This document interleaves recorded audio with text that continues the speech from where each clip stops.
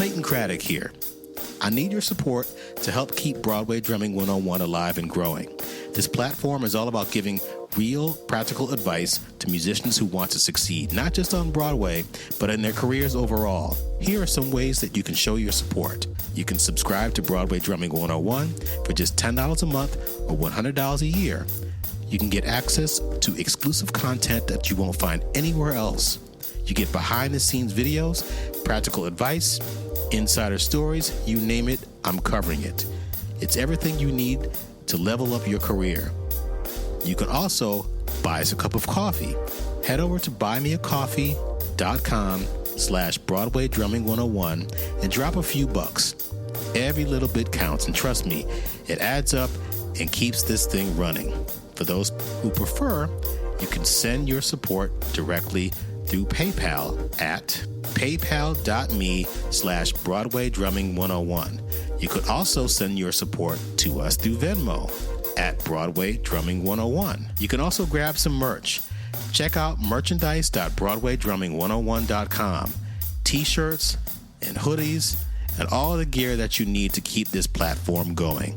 Every little bit counts. When you support Broadway Drumming 101, you're not just backing the site, you're investing in a community of musicians who are serious about their craft. So whether you subscribe, buy merch, or send a little something through PayPal or buymeacoffee.com, every contribution makes a huge difference.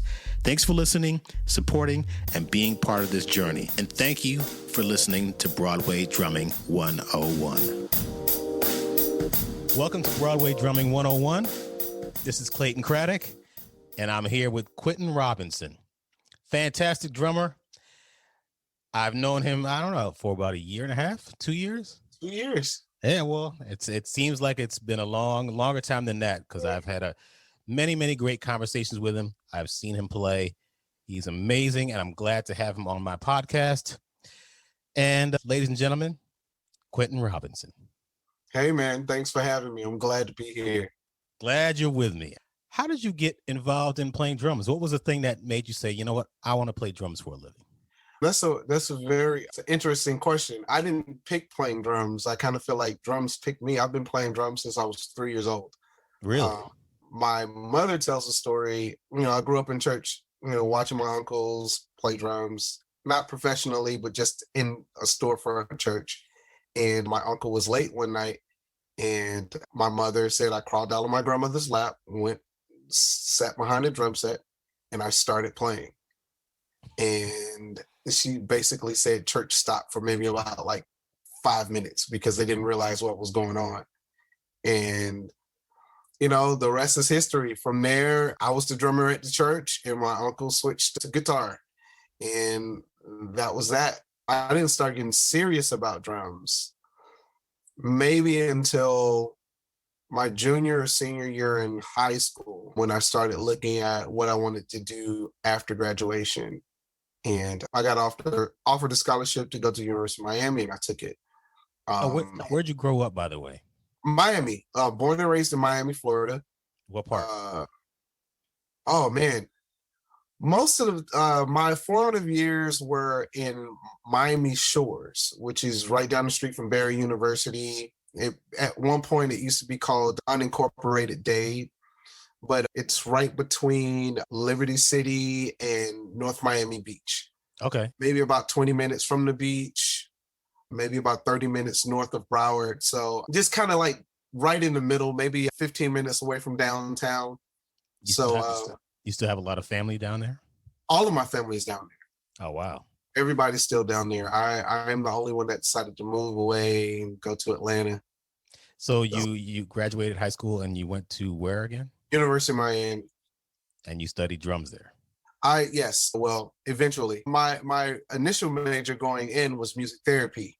But in order to keep my scholarship, I had to be a part of some different performing ensembles. But then I got an opportunity to go on tour. So I took a year off, went on tour, and when I came back, music therapy was the furthest thing away from my mind. I wanted to play drums all of the time, and I switched my major to music performance. No, wait, what's music therapy?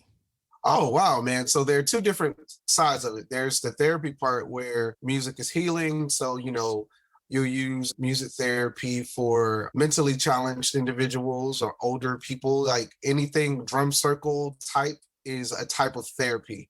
You'll also have a commercial side of music therapy. If you ever go into a department store and the tint of the light is different or the walls are a particular color, the music is playing at a certain decibel level, it is all to appeal to the senses to, buy something that's on sale or spend money. Even when you go into your schools or your jail cells, your penitentiaries, the colors on the wall are all a part of music therapy. You typically would see pastel colors on those walls because those emit cooler vibes and it soothes the soul, as opposed to colors like black, red, and green, which kind of makes people aggressive. What's wrong with red, black, and green, man? Hey, man, I didn't make the rules, man. Anyway. Red, black. So you finally picked up on that, Oh my God. It's going to be that type of podcast. All right. Rack them up and let's play. Yeah. So you said you came back from the tour. Who'd you go on tour with? Oh, man. So I went to this guy named Barry Ivan White. Barry Ivan White he sang with the Platters for 20 years. And I got a chance to do a European tour with him. And when I came back, I didn't want to do anything else. So what school was it again? University of Miami. Okay. Hurricanes, man. Look, you can't forget that, brother. Okay. So and when I was there, we were winning a lot of football games. So the University of Miami is they have the U. That's the U, baby. Okay. How you know the nickname and not the school name? There's University of Florida. That's the Gators, right? No, we don't talk about those waterfish. We definitely don't talk about those Indians and Seminoles. No. Oh, dang. No. That's Florida State? No, that's Florida State. Oh, okay. Damn. Did you play in the marching band at all in high school? I did. What'd you play? Snare. No. I was a snare. I was captain? Say it again. Were you the captain? I was the drum section leader for a year or two. Okay. They wouldn't let underclassmen be section leaders. So, you had to just kind of go up through the ranks. But coming from a traditional high school marching band, you had your freshman chair or your freshman section leader. So we ran maybe about 16 snares deep. So, that's amazing. We were the school I went to a couple of high schools, but the school where I was really into marching band was Miami Northwestern, and it was a feeder basically into Florida A&M University. So a lot of the FAMU kids would come back. We had a lot of influence from FAMU. So they had a big line, so we had a big line. And, we patterned ourselves out with them. But when I got to college, I marched, but it was a different thing. It was corps style. Mm-hmm. So I literally spent a year on cymbals because I had to, and it was the hardest thing I've ever done in marching band. Really? Those cymbals are 24 inches. Ooh. You got to sit up there, you got to flip them, and you got to turn them, and you got to hold your hands up, and it's a lot. So your upper body strength, your shoulders shaking, and you're doing that. But the reason why I couldn't play snare is because although I knew all of my rudiments and I could read, it was just a different style of playing, where in traditional or shore band, you went to Howard, so I'm pretty sure you get it. Everything was about the show. Core or drum core is more about precision. So not pulling focus, even if you moved your elbow out a little bit while you're doing a double stroke roll, you'll get called on that. So it was more about precision as opposed to the actual show of it all. So you went out on tour with Barry White. Barry Ivan White. I know. I was just joking with you. And you came back and you're like, you know what? This is all I want to do now. Mm-hmm. And did that mean you left college, or what did you do after that? Oh, I just started taking my applied percussion classes a bit more serious. Growing up so young, playing drums all your life, being the best drummer everywhere you go, elementary school, middle school, high school, you tend to get this the sense of self-entitlement, and you think well, it's a couple of things. You're a teenager and then you're good at something. So, you put those two things together, you get a really inflated ego.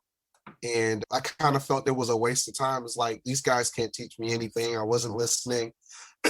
I was doing enough just to get the grade. And when I came back, I ran into just some amazing instructors, and they challenged me.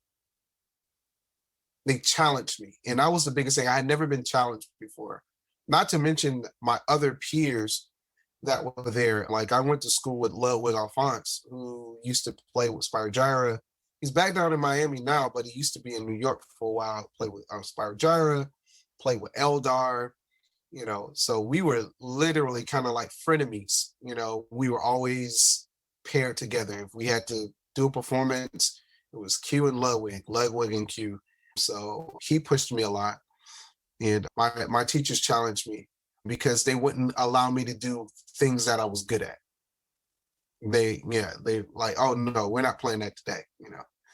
Pull out these jazz charts. Let's talk about some fusion.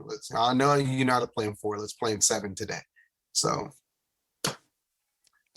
you finished at the University of Miami. Listen, like, I'm sorry, I'm just joking with you. I know. Don't do that, man. You gonna hit the end button on this now? Like, hey man, listen. This is where I draw the line. I got good friends to go to Florida. I grew up as a University of Miami fan. Like anybody, whatever your dad is into, that's what you're into. And my dad was a huge University of Miami fan. And when I went to school there, from a fan perspective, I enjoyed it simply because we were winning championships the years I was there. So. Oh, really? Wow. But yeah, I graduated in 2003, but I want to say from 99 to 2003, we were in national championship contention every year. Wow. Yeah. That's great, man. Must have been a great time. And being in the band and being around all those people. I mean, I always wonder what it was like going to a big school like that. It's not a big school, though. Really? I mean, really? It's a private institution. Okay. It's not a state school. Enrollment when I was there was maybe about 20,000 kids. Okay. Yeah, so it was a private institution, but because the athletic program, specifically the football team, was so great, they just had a lot of notoriety and a lot of money because they were on television primetime games like every week at that time. Right. So you got out in 2003. What did you do right after that? What did I do? Oh, I got married. That didn't work. So we're going to leave that there. But I continued to kind of build my career. I was playing at this church, and they pay pretty well. So, I had a kind of built-in every 2-week gig. And I kind of felt like I wanted to do more. So then I got into education. Started off as assistant band director at a school in Miami, Michael Crop Senior High. I did that for a couple of years. And then because having Black men in the school system where they were so scarce, my principal said, oh, you have a degree. You're here every day anyway. Why don't I just pay you as a substitute teacher? You show up here every day. And when you need to miss, you can still miss. You just won't get paid for those days. So I did that. And I followed her to the next school she went to. And unfortunately, one of her teachers, a math teacher, fell down, broke her hip. And then I was in that classroom. Math has always been one of those subjects that stuck with me. So I started teaching in the class, and they took a practice state test, and those students did very well on the test. And she made me take the math teacher certification test. Oh, wow. Took the certification test, and then I became a math teacher. So I taught math. Then she switched schools again, and I went with her simply because anytime I needed to miss for music, I could. Okay. So then I taught high school math from '06 to '09. And that was the end of education for me. And why is that? You went on tour, or what did you Oh, do? no. So she was pushing me to become a assistant principal. Mhm. And you needed 5 year prerequisite to become assistant principal is that you need 5 years in the classroom.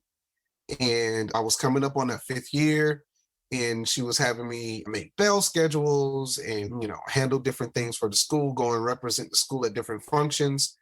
And I kind of felt, and at the same time, while I was doing that, my music career started taking off. I started playing with more artists, started getting calls for more sessions. So those things started overshadowing the teaching thing.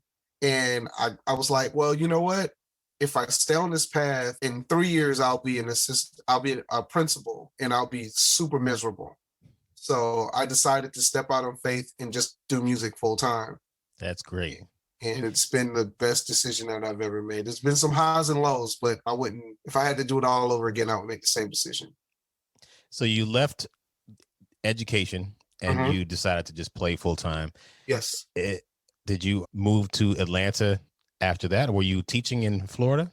After I stopped teaching in '09, I moved to Atlanta in 2010.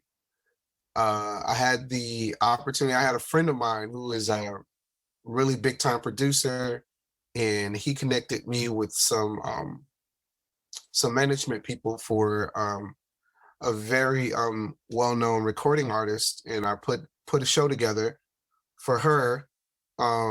Came up to Atlanta and presented it to her, and they were ecstatic. Like, the management was ecstatic. I was gonna be her music director, and that was gonna be the beginning.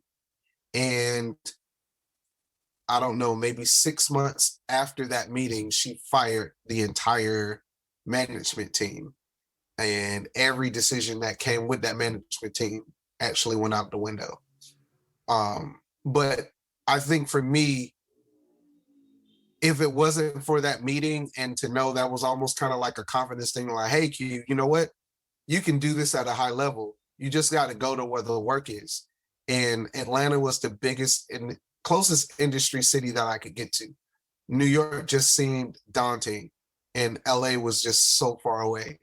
So I settled on Atlanta, and I moved up here. I was like, well, that didn't work out, but I think I have the wherewithal to kind of make it. And I moved up here, and just started trying to build my career from there. So who was the first act that you'd say kind of broke you into and moved you up to another level? I know you played with a bunch of different people, but was there one artist that you said, okay, now I think I've quote unquote made it? I'm not there yet. It's one of those things, a perpetual chase, right? I won't say that it was a particular artist, but what I will say is that when the level of respect my name started to get in the industry, particularly in Atlanta, when those things started changing, it didn't necessarily make me feel like I made it, but I knew I was on the right track. Not necessarily having to jump through hoops to get decisions made. If I said yes, it was done. People working around my schedule, because as musicians, it's almost kind of like one of those take it or leave it things. It's like, hey, can you do this? No, I can't. I'm busy. Oh, well, anyway, I'll find someone else. But when people are like, okay, well, when can you make it? So that's when I started saying, okay, well, I'm doing something right. I don't think I'll ever say I made it, because, excellence is not necessarily a destination. I believe it is a lifestyle. And the minute you stop climbing is kind of when you start declining. So I don't think I'll ever get to the point where I say I made it, but I do believe I'm on the right track. Who was some of your influences musically as you were growing up in the 2000s? Oh, man. Or before? So I'll keep it to drummers. We're drummers. So I'll keep it to drummers. 4 names that always, I call them counterpoints. Those influences are counterpoints. I'm getting to you, man. I'm just joking. I'm getting to you. You're later. You said the early 2000s. This is a long, long time. We got some time. I was pointing to myself for the people that are listening. I'm just joking. He actually wrote that on the. Hey, I'm going to ask you these questions. Yeah, I said, who are your favorite drummers other than me? Other than me, I don't have that ego. I'm just joking, everybody. No, Clayton's a great drummer. But we'll get into that a little bit later. We'll fluff his ego a little later in this podcast. No. Let me see. I'll start locally. So there's James Davis. James Davis, I'll just give you a quick little blurb. James Davis was like the most prominent drummer in the Miami area at the time. He was my Dennis Chambers. He was the closest thing to Dennis Chambers that I saw, but he was also as lightning fast as his hands were. He was also the guy that I always saw. Like, I saw the Questlove kit before I knew who Questlove was, because James Davis would come into a gospel church, a musical, kick, snare, and hat, and just lay it down. So James Davis, Jody Hill and James were kind of like, they came up together, but it's kind of like they were the guys in Miami. And Jody spent years playing behind Casey and the Sunshine Band. The things that I learned from Jody was not taking yourself so serious.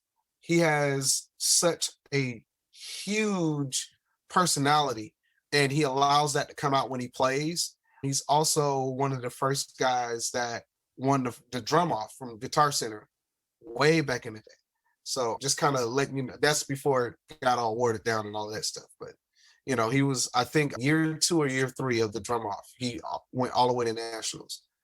And then we have Jonathan Joseph. Jonathan Joseph was the guy when I was in undergrad, the one that kicked my butt every single day. If I did something right, he yelled at me to do it better. If I did something wrong, he never yelled, but he just had a way of just making you feel like crap. So Jonathan also was the person that introduced me to jazz music. Growing up in my home, it was a very sheltered house. I was only playing to gospel music, the Winans, the Hawkins, Mahalia Jackson, and the Mighty Clouds of Joy. Those are the only things that were allowed to be played in the house, which is great music, but I had no idea of the other side. When I got to undergrad, Jonathan Joseph was the guy that introduced me to the Yellow Jackets. And that's when things just kind of, and at that time, Will Kennedy had left the Yellow Jackets, and they were between drummers. So Jonathan Joseph was one of the drummers that they were using. So he was playing between the Yellow Jackets and Pat Metheny. So this guy he's currently playing with Jeff Beck. So he's all world. And he's now one of the leading authorities when it comes to Afro drumming and independence. He has books out sanctioned by DCI, and he's just an amazing drummer. So that kind of takes me through my formative years. And then I have a lot of colleagues that I look up to, like Calvin Rogers, who's one of gospels. There's not a gospel session in the past 15 years that he hasn't played on. And then Terry Baker. Terry Baker is the session king. Terry Baker is currently playing with Kurt Franklin. He's been doing that gig for I don't know how long. But Terry was the reason why I got into live recording and understanding how to become a recording drummer versus a show drummer. So those were my influences in the 2000s. I can go through a list, but those were the counterpoints of not people that I just met, but people that actually took time to impart knowledge to me growing up. But like, there are millions of guys. I learned something from every drummer out there, young or old. So when did you start playing with artists like Peabo Bryson and Anthony David and Avery Sunshine and Bobby Brown? Okay, so in chronological order, Anthony David 2012, Peabo Bryson 2014, Avery 2015, and Bobby in 2019. Oh, wow. Yeah. And you basically, did you play on any of these people's records, or is it more of the touring? Anthony David and Avery, I've played on maybe respectively their past 3 or 4 albums. Oh, wow. Peabo literally just released a record maybe 2 years ago.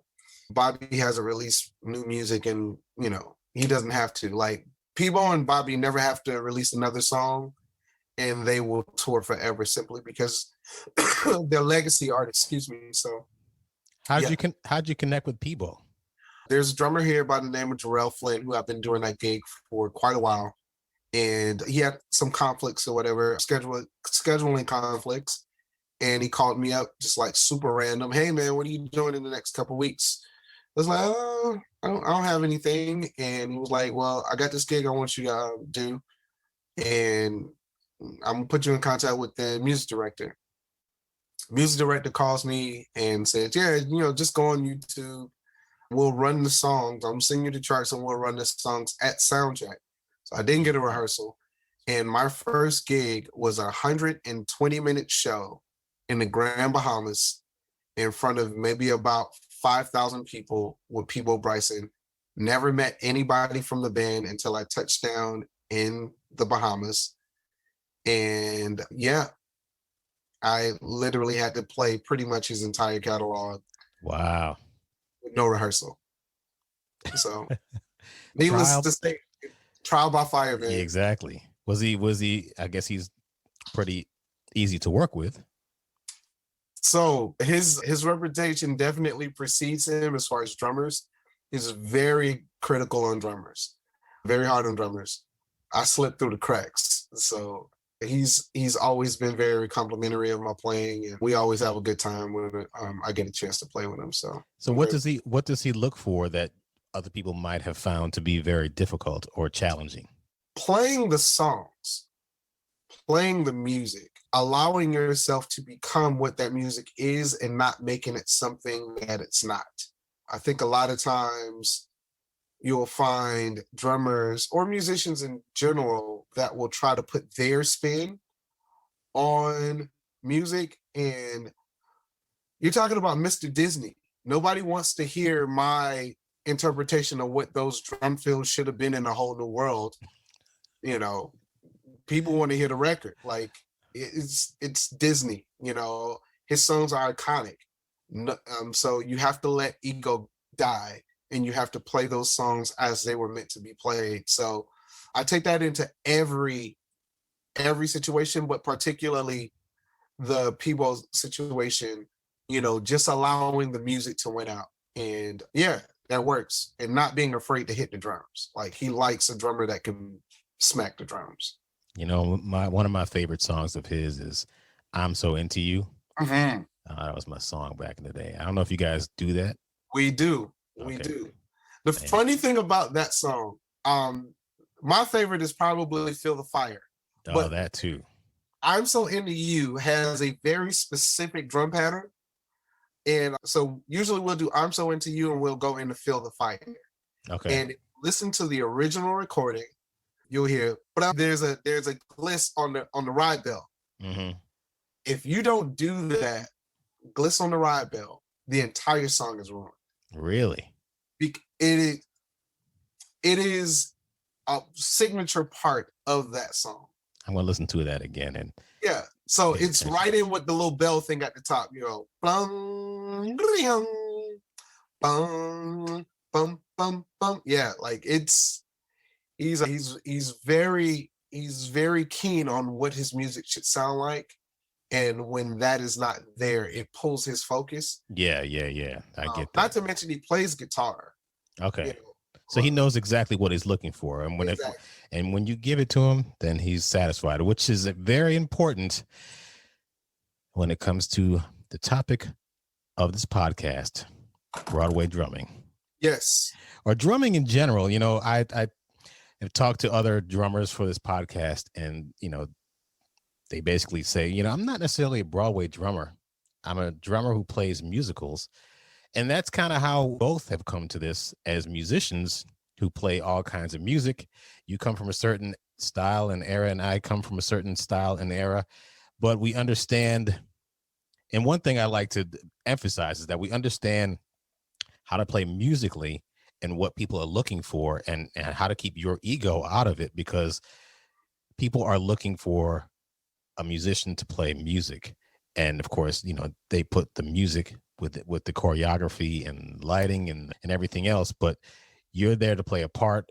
And just like Peebo's looking for that bliss, some dancer might be, the choreographer might be looking for a specific drum hit. And if that's not there, if you don't go plot do in the right place, everything else can go wrong. So it's the same kind of concept, but a lot of people don't understand that. And I like to emphasize that, which brings me to the fact that you've done all this other kind of stuff in the past, from marching band, show marching bands, to core style marching bands, to going on tours, to playing with different people, to getting mentored by jazz musicians and gospel musicians.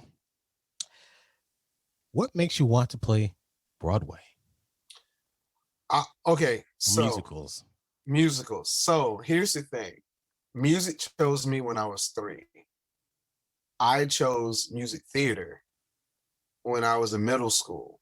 A lot of people don't know, but I was at a performing arts high school for music theater as an actor. I was a thespian. So I've always had a deep love for the theater. But I didn't necessarily see a future in me being an actor.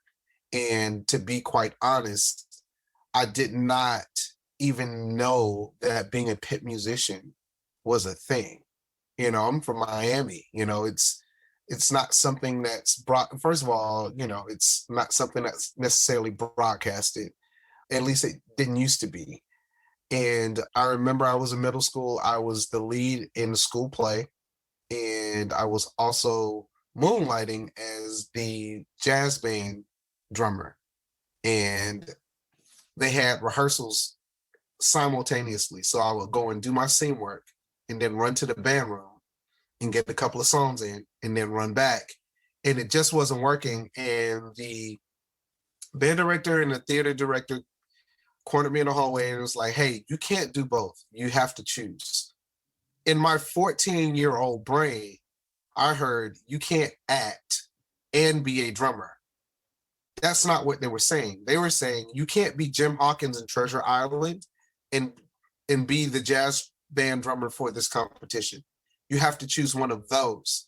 But as a 14-year-old kid, I heard one or the other. So I switched my concentration from theater to music simply because it was easier. Like I was doing it already, but I always loved the theater.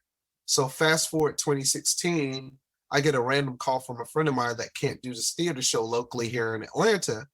And it was for the BB Winans musical Born for This that was making its world premiere in Atlanta. Got a chance to work with some New York music directors and some choreographers. And that feeling that I had for theater, it just ignited again. But this time it was through the guise of sitting in a drum chair as opposed to being on the stage. And from that moment in 2016 until now, I have shifted my focus into becoming a Broadway drummer simply because it's now what I realize without knowing it, that it's always been a passion to play music theater. It's just something about it. Typically, I tend to romanticize things, but there is something that I love about the work and being a small cog in the wheel of a bigger thing with musicals. Being the unseen engine in a musical. To me, it's fascinating. So I hope that answers your question. Oh yeah, of course it did. Now I can't remember the connection that we had. Was it Rashidra? It was Rashidra. So the choreographer for Born for This, which was Warren Adams, very prominent choreographer in New York. He's also a director. And a few years back, he was directing a new musical presentation at the Vineyard Theater.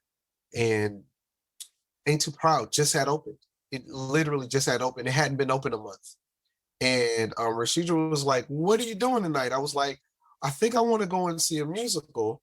She's like, what are you going to see? I was like, I want to go and see Ain't Too Proud. Wait, so how did you meet her though? She was one of the principals in the reading. Oh, okay. So, when you're doing a reading, everybody's kind of in the same room. We're not separated. Mm-hmm. So, and because, I got a chance to work with Joseph Joubert, which is incredible. Warren was there. And like, we were so like, those readings are high pressure. So for a week, it's all like the people that are in that room are all you see for an entire week. And we connected, and she was like, don't leave. I want to introduce you to somebody. And she introduced me to you. However, a month before that, I was up here doing another reading, and Jeremy Yadal gave me your information. You were in Paris. And I reached out to you, and you were so gracious. You were like, hey, man, I'm in Paris, but when I get back to New York, next time you're in New York, make sure you connect with me. And a month later, I'm doing a show, not knowing that you were playing Ain't Too Proud. So it was kind of like a dual connection to the same person without even knowing it.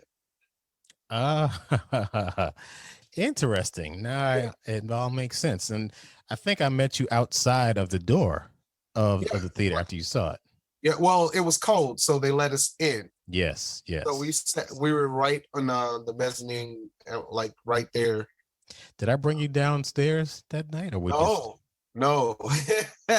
So what I found out is to ask to sit in someone's pit is to the unwritten rule of wanting to sub their show. I had no idea.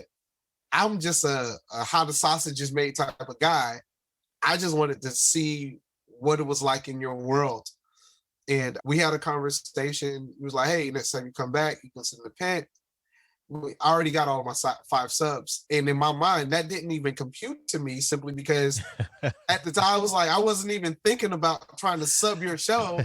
I just wanted to see, how the sausage was made, so to speak.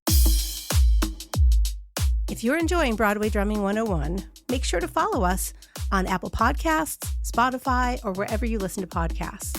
And while you're there, take a moment to leave us a glowing 5-star review. It really helps us grow and brings this content to even more musicians and fans of Broadway. We're also on YouTube. Head over to our channel, search for Broadway Drumming 101, hit subscribe, and don't forget to click the bell icon for notifications. You'll get access to even more incredible videos designed to inspire and educate. It's all there for just $10 a month or $100 a year. Join us today, and thank you for listening. That's what I did 21 years ago. I mean, I got my start playing a bus and truck tour of a show called Footloose, and we were in Las Vegas. But before I left, I wanted to just see what it was like playing drums in a Broadway pit, because I had no idea. I was, in New York 8 years, and I just, I'm doing something brand new. It's like, what do you do down there? So I called up a guy named Gary Seligson. Yeah, I met Gary. I know Gary. And he was doing Aida, and I just watched him play, and it was fascinating. It was fun. It's like, this is very cool. And this is what I wound up doing for the next 21 years to a certain degree off and on. But, when people do ask, can I come down and watch you play? I'd say 90% of the time they want to sub the show because they want to play, which is fine, because I'd want to do the same thing.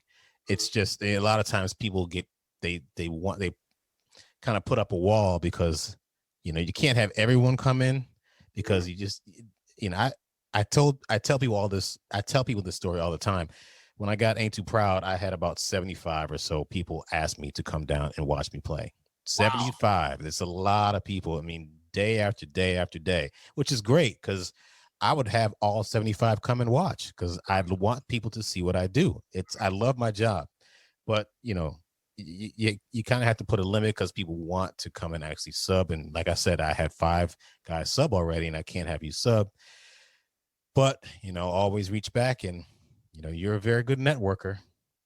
Yeah. That's, you have to, Yes, you do. It's very important. If anybody wants to know about networking and how to get certain things, and how to, not necessarily how to get things, but how to be assertive, talk to this guy, because not only did he wind up becoming the drummer of the Ain't Too Proud tour that is out. You should have applause right here. You should have like crowd applause happening right there. He killed the when he came in to sub for me, he destroyed my set, meaning in a good way. I mean, I some other things I like to share. When people come in to sub or they want to sub and they learn the book, I say, I'm ready. I can tell within the first measure if they're ready or not, and if they're the right fit. Now, with you, as soon as you sat down and played the initial drum fill and the first measure, I'm like, okay, I can leave now. I can leave because I know that you have it, and you killed it. And when I always check with the dancers afterwards, and I come in the next day, and they're like, how was he? And they're like, you weren't here? I was like, no, I wasn't here. It's like, that's great. Oh, man, he's great, man. He sounded just like you, man. Oh, man, bring him back. That's when you know you have the right sub. I appreciate that because you just don't know. Like, the only person that actually said something from the cast was Saint. Yeah, him. Yeah, exactly. It was him. Saint was like, hey, man, you in there, you doing? Matter of fact, remember we met. I think I sat in your pit maybe like 3 or 4 times. And Saint was like, I got a good feeling about you. And so when I finally did play, he was like, yep, I knew it. But yeah. And he's honest. He tell you, he's like, that person, no, don't bring him back. That person, he's all right. I look to him, of course, and Kenny too, because Kenny's the man. Listen. But the dancers know. They can tell when somebody doesn't have it, and because they feel it. And the rest of the band feels it too. So you have to have the right vibe, and everything that you told me that led up to where we are right now are the reasons why you've been chosen, because you've done other things than Broadway. A lot of people come out of school and all they want to do is play Broadway, and I recommend that everyone play other types of music, because you'll have a great background and a great foundation to work from. Right. Yes. Mm-hmm. So I'm glad that they picked you out of the 75. So I am, let me say, on your podcast, I am forever grateful. I will always be in your debt, because I feel that,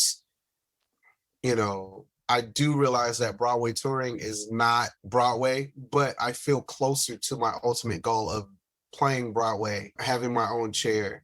And that doesn't happen without you throwing my hat in the ring and giving me the opportunity. And even on this side, I get, when you refer someone, your reputation is also on the line. So having the faith in me and the trust in me, a guy that you did not know, to come in and, just show what I could do, so I appreciate that. I wish I remembered more about my Broadway debut or subbing that show, but man, I was so locked into that book. And I was gonna ask you, because I know what it was like for me subbing my first show. What was it like for you? I will say this: you made it a lot easier. Remember I came up on that Thursday, and I kind of sat in Thursday and Friday, and then Saturday, in between the matinee and the evening show. You heard me play the stuff. But before you go, what did you do? Tell the people that are listening to this, what did you do to prepare to sub at Ain't Too Proud? Well, I got the book, and if you remember, I brought the book every time I came into the pit, and I literally transcribed out the variances, things that you were doing versus what was in the book. And I asked a ton of questions, and I ate that book, and I ate the audio book, and I ate the video, the conductor's video, every day ad nauseum, because whatever you eat, you regurgitate. And that was the only thing I was doing. And mind you, during that time, I was still touring with Peabo and Avery and Anthony and Bobby. And every moment that I got, that I wasn't on stage or in a rehearsal or programming, I was listening to the book. I was going through the book. I was listening to the cast recording. I was listening to the drum audio book. And I even pulled the audio off of the conductor's video, edited out the drums, realigned the drumless cover of the conductor's video just so that I could play with it, so that I could simulate being in the pit. Like, so I turned all the lights off in here. I just had one screen with Kenny on the screen with the click blaring. And I was sitting there trying to make sure that I understood his timing, understand the relationship between the book and how you're playing these songs, because the ink is one thing. And yes, you have to be accurate on the ink. But what's more important, particularly when you're dealing with a jukebox music or music that's so iconic like the Temptation music, is making sure that you nail the feel. Not the F-I-L-L, but the F-E-E-L. And just making sure that I understood every measure of that book. It was that serious to me because I never want to pull focus. And, you know, actors talk about that all the time. But as musicians, we can also pull focus if they're used to, and I come in and go, might be the same idea, but they're listening for a specific thing. The lighting director is listening for a specific thing. Everybody is cueing off of what Clayton did. No one cares that Q is on drums. I had to be Q credit that week. So so for me, it was about doing my best Clayton Craddock imitation. So for me, it was that. It was ad nauseum, like just even when I didn't want to listen to it, I was listening to it. That's exactly what you have to do, and that's exactly what I've done when I subbed at various shows over the years. You have to emulate the drummer that has the chair. There have been times where people have subbed for me and they come in and they stink up the joint and they're like, they didn't like what I brought to the table. It's like, no, you're not supposed to bring anything to the table. Just eat from the table. Yeah, the table's already there. Right. So yes, you have to basically immerse yourself in the music, and you are just becoming one with that show. And for me, it takes me about 6 weeks in order to learn a show. The first 4, I'm just like, the first week, all I listen to is the recording. I listen to the pit recording, and that's all I listen to almost 24 hours a day just to get it into my head. And I come from the school more about, memorization, because I remember when I was starting out playing drums, I used to put on records. Back when I was young, we had record players, those things. And I'd play the record and I'd try to emulate the Jacksons Live or Kiss Alive 2 or some Slave record or Cameo or a Rush record. I would just try to listen to it so I wouldn't have the music there. And I didn't really get into all that until I went to college, even though I didn't go to college for music. I studied business there, but I learned more about reading when I was in high school, and in college when I got out, I had, learning about charts. So it's for me, I found that same approach in order to become a sub valuable.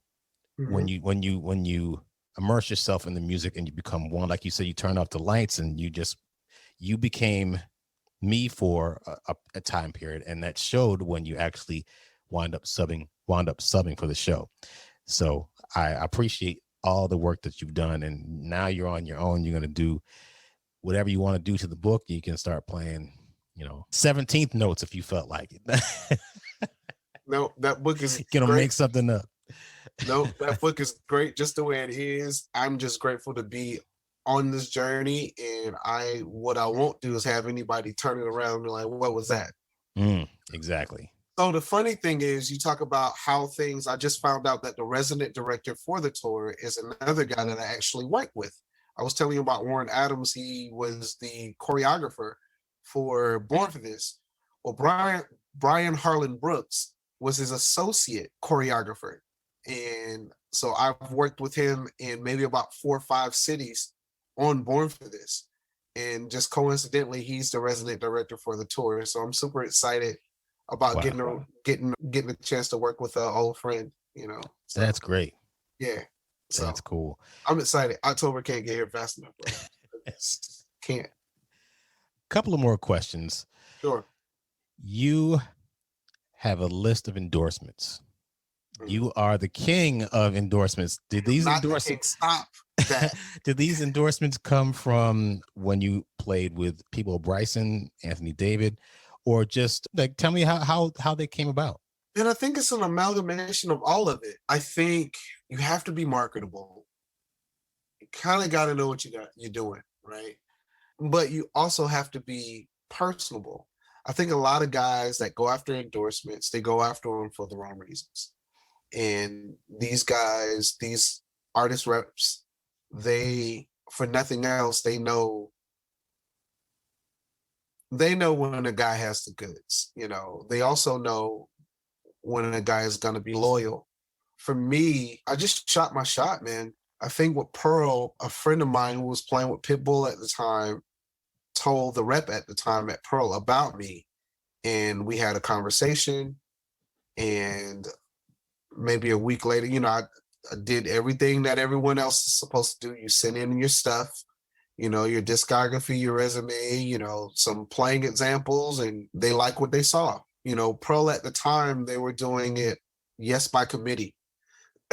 So at the time, my rep was on the West Coast, and there are a couple of guys that were headquartered there in Nashville, and it has to be a unanimous decision to bring a guy on.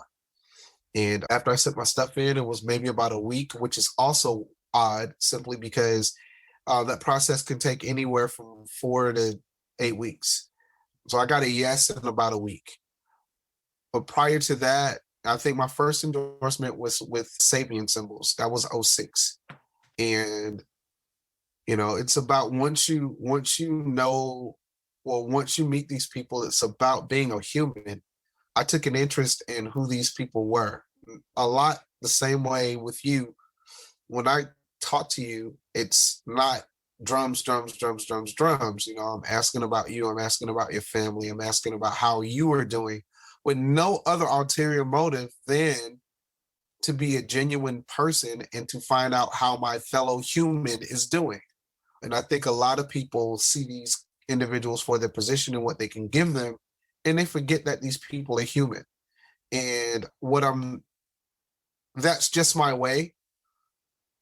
And I think when you take that and you couple it with my ability to play drums at a high level consistently, and the fact that I'm highly visible, and the fact that I can speak well for myself, when you pull all of those things together, I don't have to be Dennis Chambers. I can be myself and have a personality that people will want to sit down and have dinner with me, and we're fine.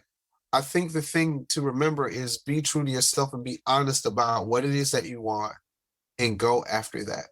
And if one company doesn't give it to you, that does not mean that you hop to another company just to get it, simply because they all talk. Just like every music director or music contractor knows that guy ruined the show over there. So 9 times out of 10, he's not going to get a call from that one because they all know each other. All of these guys talk. And this is just about being genuine, man. Playing your butt off, doing all of those things that you need to do to present yourself as your own entity. Like when a company sees me, I pride myself on them looking at me and saying, that guy is going to be great whether we sign him or not. We might as well go ahead and ride this train and go wherever he is and support whatever he's doing, because as he elevates, he'll bring us along with us. Case in point, this Broadway tour will probably be the most extensive tour that I've ever been able to do in my life. I've had all of these companies that have been, supporting me throughout the time. So it's a joy for me to be able to say, hey, I'm getting ready to do this tour, and introduce them to the production team. And the production team is like, hey, can you supply Q with the stuff that he needs? Or, can we work out a deal? And we'll put your name in a playbill. That's me being able to give back to this company. Over the next 2 or 3 years, there may be well close to maybe 500,000, 600,000 playbills printed. You know, that's an exposure that you can't pay for, you know? So I'm appreciative to them, but it's a partnership. It's not just giving me free gear, and it's not me just pubbing them, you know, it's a mutual relationship. And when you understand it from that, it is a business thing. It is a relational thing. And it's how those things work together, as opposed to what it isn't is just a call to get free gear. You know, there's a responsibility that comes along with that. And I think if you understand that, it becomes fairly simple. Look at people as humans and not just what they can do for you. And, you know, you may see a different result than the one that you're getting. Same thing applies when it comes to drummers on Broadway. Mm-hmm. We all know each other for the most part, and we hear about people trying to sub on our shows, and we know who's coming from a genuine place when they want to just see what we do, or they're just interested, or they're like, man, you know, you should give me a gig subbing on your show because I'm good. I'm like, well, 74 other people are just as good as you. Right. So, you know, you have to be cool to hang out with. And, you know, it is about relationships. That's why you're on my podcast. And you're doing a tour and everybody likes you and you get these gigs. And of course, you have to be able to play. Mm-hmm.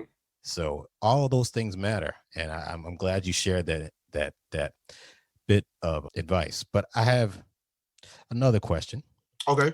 Probably the last, because we got to wrap this up soon. The question is, speaking of advice, what advice would you give young drummers who are interested in becoming a professional musician?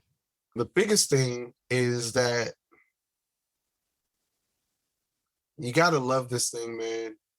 And you got to love it when it doesn't love you back. You have to be in unrelenting pursuit for what you want.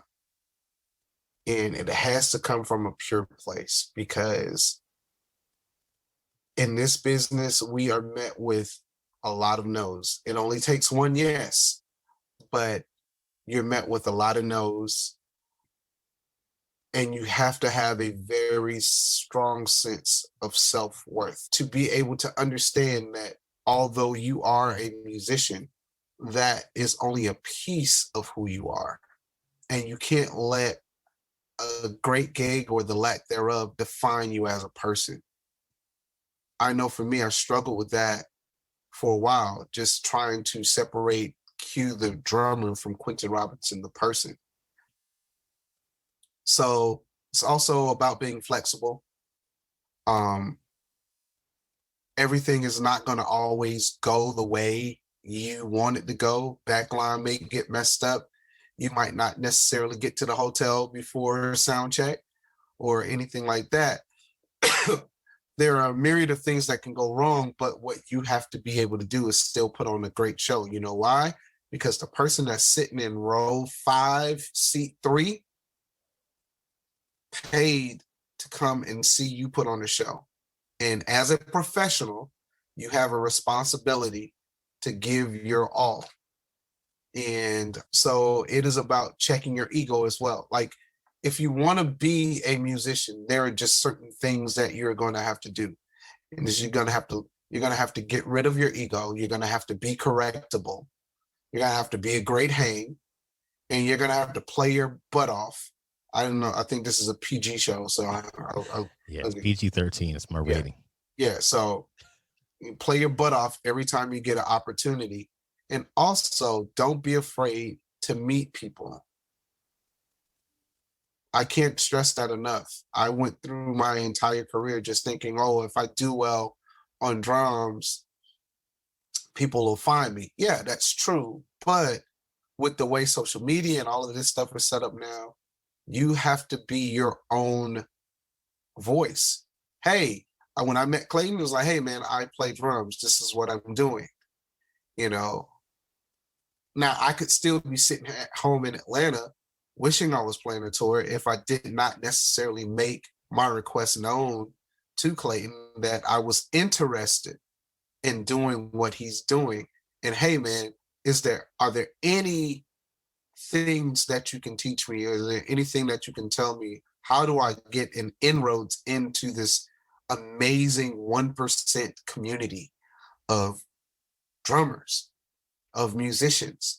And so that's what I would say. I would say be professional, be pliable, be personable, and be persistent. 4 P's from Quinton Robinson. And you normally go by Q, correct? People call you Yes. Q? Yep. Does anybody other than me call you Quinton? Do you prefer me to call you Q? It doesn't matter. No, yes, you do. Like, as long as you call. No, like I didn't grow up with a nickname, right? My dad, my last name is Robinson. So my dad's name was Rob. That was his nickname. So when I was, and when you're in marching band, you get to have a nickname or whatever. So I was Lil Rob. I thought that was going to be my thing. And my dad was like, no, you got to find your own thing. You can't use my thing. You got to find your own identity. So he would not let me use Lil Rob. And when I got to high school, people were like, hey, Quinton, Q. Hey, Q. I was like, yeah, I like that. Yeah, that's good. Because right now, everyone's called little son. Yeah. little baby, little mama. Little child, little mama dropped Judas from the train. I don't know. What? So Q Robinson, speaking I'm not speaking of anything. I'm just going to just mention this. You sent me a picture of something very beautiful the other day. And now it wasn't a picture of your offspring. I know you have a beautiful, beautiful family, but you sent me a picture of a beautiful piece of wood and brass, I think. Yeah. So tell me about this new thing. Tell me about your new snare drum. All right. So this snare drum is made by Pro. It is an old snare drum, actually. It is a Steve Ferrone. Remember Steve Ferrone? Yes, that's my favorite snare. What did you do differently to it? I got in contact with the great John Aldridge. John Aldridge is the guy that does all of the etching and scroll work on all of the Ludwig snares. And I got in contact with him, and I wanted to do something special with the snare simply because when I first moved to Atlanta, my car got broken into, and the snare that I had like that was stolen from me. So I spent the past 10 years looking for another one because Pro discontinued it because Steve Ferrone no longer plays Pro drums. And the snare just sounds super amazing. It's a great sounding snare. Up until I got that snare 10 years ago, I was specifically a wood guy. Like, you could not get me on a metal snare. That snare changed everything. So I spent the better part of 10 years, directly and indirectly looking for one. Long story short, I found one, and I wanted to do something that would mark the snare forever and would be a deterrent for anyone to try to steal it. Because that is a one of one now. It has my logo on it, and it also has my company logo on it. So if you ever see that snare walking around Manhattan, New York, and I'm not carrying it, you can say, hey, somebody has. If it's not you or Andrew. Yeah, I was about to say, if I have it. Yeah, if it's not you or Andrew, you should definitely call NYPD and say, hey, somebody got my boy snare. So is it something that Pearl is manufacturing for you, or you just had it etched on there? I just had it customized on my own. Nice. Because I think another thing, like you're talking about, now I can change the book or do whatever. One of the things that you have on your show is you use a brass shell snare. Yes. And I want to make sure that I am doing what you're doing on the road. I want those people to come back from my show and book a flight to go to New York to hear your show.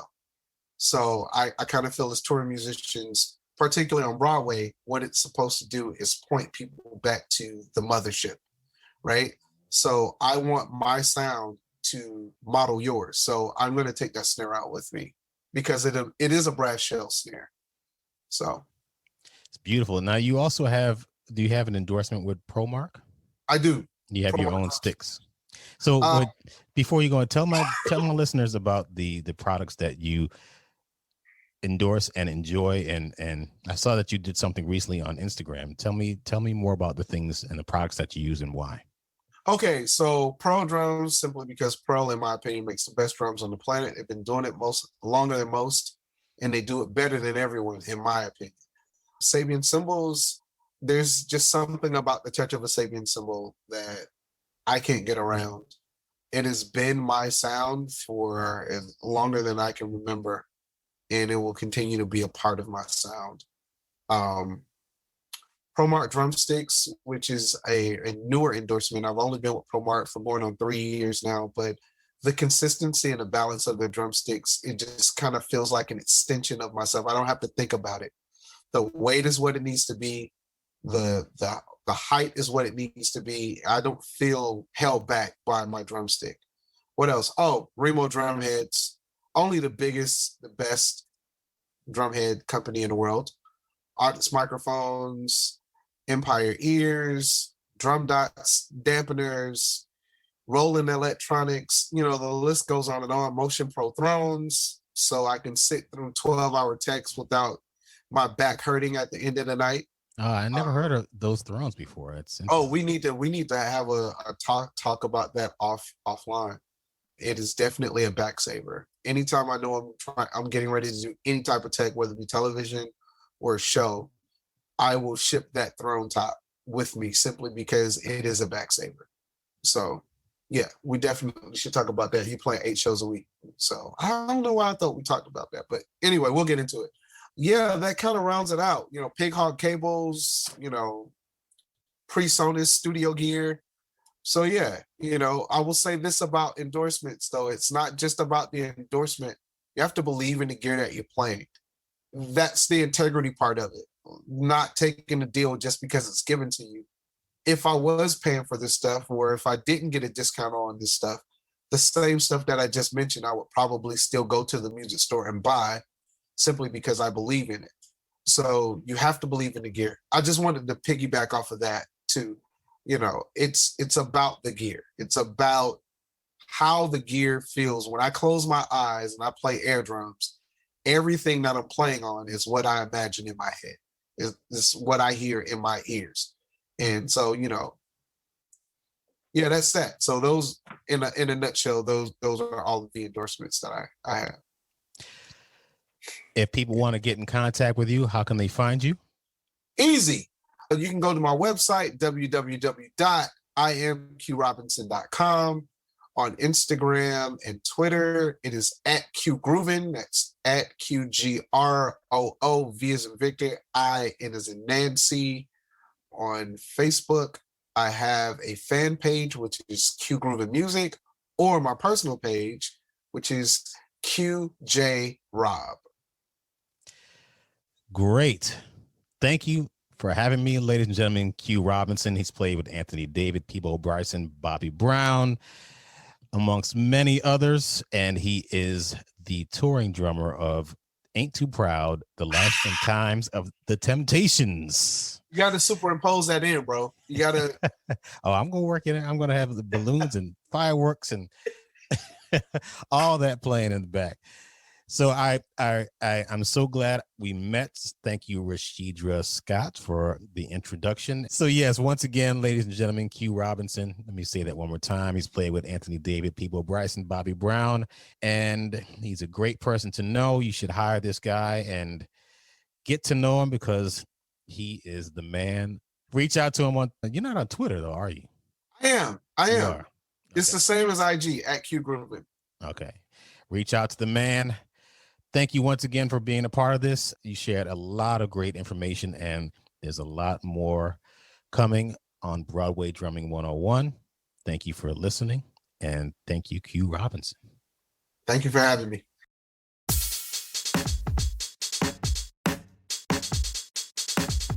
To continue producing the high-quality podcast you're listening to, publishing engaging newsletter content, and posting YouTube videos, we would appreciate any financial contributions you can make. At this time, we have no advertisers, and we'd like to keep it that way. Our staff is small but growing. We can only produce a show with listener contributions from people like you. There are a couple of ways you can do that. You can sign up to be a monthly or annual subscriber at BroadwayDrumming101.com.